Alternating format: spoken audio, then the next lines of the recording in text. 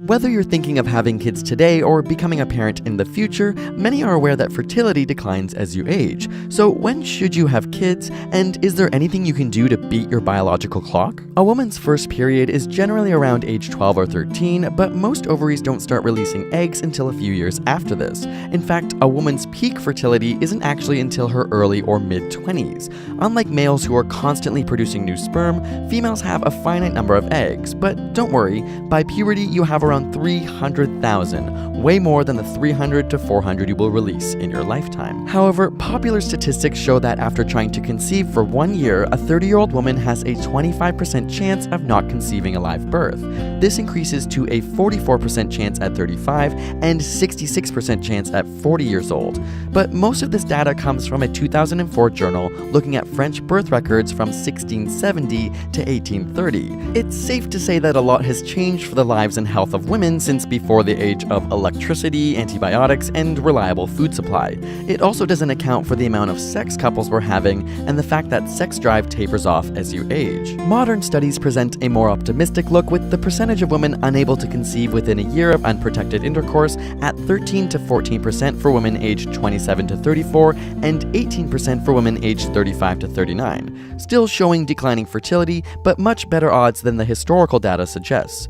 Another study found that among 38 and 39-year-olds who had been pregnant before, 80% were able to become pregnant naturally within 6 months. And this points to another flaw in the studies. Nearly half of all pregnancies in America are unintended. This means highly fertile women are more likely to become pregnant accidentally when they're younger, while those purposefully trying to have kids for the first time in their late 30s are already disproportionately less fertile, regardless of age, creating an overestimate for the effect of biological aging. However, older eggs may not fertilize normally, and there is an increase of chromosomal abnormalities with age. A woman who is 30 has a 1 in 800 chance of having a baby with Down syndrome, but the probability goes up to 1 in 100 when she's 40.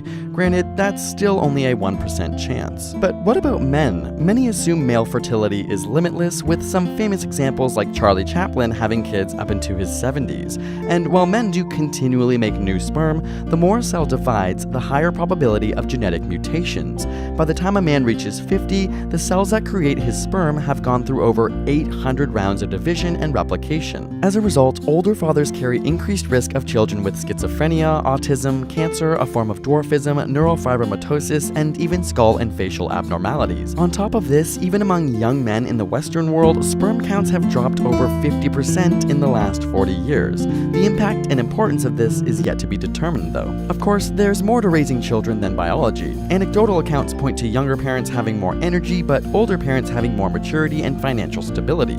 Of course, more income does not mean better parents, but research has shown that higher family income is linked to higher SAT scores. Not to mention, in low to middle income countries, the risk of death per birth for women between 15 to 19 years old is 28% higher than for women 20 to 24 years old. Studies have also found that in some sub-Saharan African countries, up to 25% of girls and young women drop out of school because of unintended pregnancies. Preserving young female eggs by cryogenically freezing them has also become more common, but isn't a guarantee, with increasing age still affecting pregnancy success rates and researchers finding that the freezing process degrades the quality of the eggs. Additionally, this isn't a viable option for most women, as the cost of freezing alone is $10,000, and one round of in vitro fertilization can cost upwards of $12,000. Overall, yes, conceiving a baby becomes more difficult as both men and women age, but it isn't at the level of baby panic that is so often discussed in the media.